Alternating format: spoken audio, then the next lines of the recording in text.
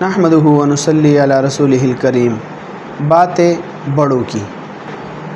دولت اس کی نہیں ہوتی جو حاصل کرتا ہے، بلکہ اس کی ہوتی ہے جو سلیقے سے خرچ کرتا ہے۔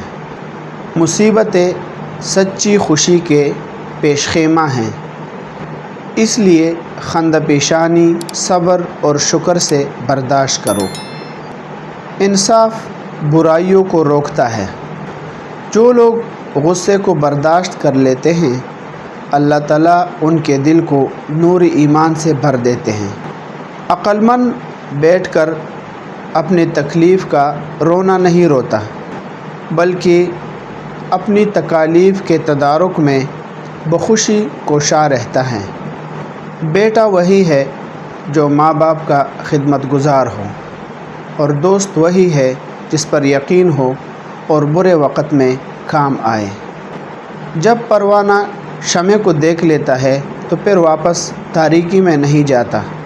چیونٹی بھی مٹھائی کے ڈھیر پر مر جاتی ہے، لیکن اس کو چھوڑتی نہیں ہے۔ اسی طرح نیک عابد سب کچھ بخوشی چھوڑنا گوارا کر لیتا ہے، لیکن خداوند کریم کی محبت سے منحرف نہیں ہوتا، اس کی فرمانبرداری میں لگا رہتا ہے۔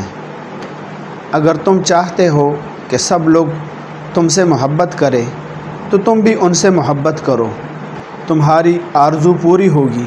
تم دیکھتے ہو کہ جو چنا بوتا ہے وہ چنا ہی کاٹتا ہے، تو کیا یہ ممکن ہے کہ تم محبت کرو اور تم سے دشمنی کی جائے؟